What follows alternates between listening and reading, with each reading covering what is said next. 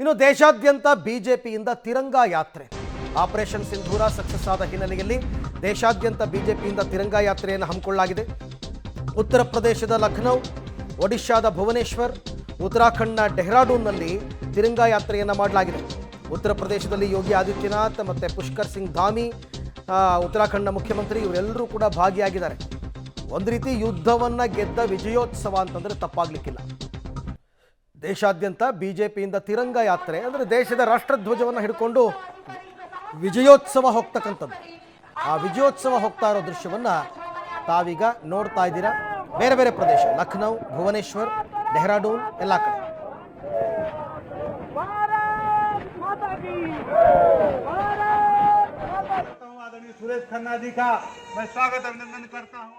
ದೇಶಾದ್ಯಂತ ಕರೆ ಕೊಟ್ಟಿತ್ತು ಬಿಜೆಪಿ ತಿರಂಗ ಯಾತ್ರೆಯನ್ನು ಮಾಡಿ ಅಂತ. ಕರ್ನಾಟಕದಲ್ಲೂ ರಾಜ್ಯ ಬಿಜೆಪಿಯವರು ಹಮ್ಮಿಕೊಂಡಿದ್ದಾರೆ ತಿರಂಗ ಯಾತ್ರೆಯನ್ನು.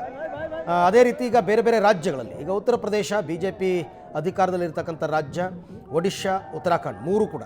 ಸೊ ಅಲ್ಲಿನ ಮುಖ್ಯಮಂತ್ರಿಗಳು ಕಾರ್ಯಕ್ರಮವನ್ನು ಆಯೋಜನೆ ಮಾಡಿ ತಿರಂಗ ಯಾತ್ರೆಯನ್ನು ಮಾಡಲಾಗ್ತಾ ಇದೆ. ತಿರಂಗ ಯಾತ್ರೆಯ ಉದ್ದೇಶ ಇಷ್ಟೇ, ಆಪರೇಷನ್ ಸಿಂಧೂರ್ ಯಶಸ್ವಿಯಾಗಿದೆ, ವಿಜಯೋತ್ಸವ, ಭಾರತ ಯುದ್ಧದಲ್ಲಿ ಗೆದ್ದಾಗಿದೆ. ಆ ನಿಟ್ಟಿನಲ್ಲಿ ಬಿಜೆಪಿ ವತಿಯಿಂದ, ಯಾಕಂದರೆ ಕೇಂದ್ರದಲ್ಲಿ ಅಧಿಕಾರದಲ್ಲಿರ್ತಕ್ಕಂಥದ್ದು ಕೂಡ ಬಿಜೆಪಿನೇ, ಹಾಗಾಗಿ ವಿಜಯೋತ್ಸವ ಯಾತ್ರೆ, ನಾವು ಗೆದ್ವಿ ಪಾಕಿಸ್ತಾನದ ವಿರುದ್ಧ ಅಂತ.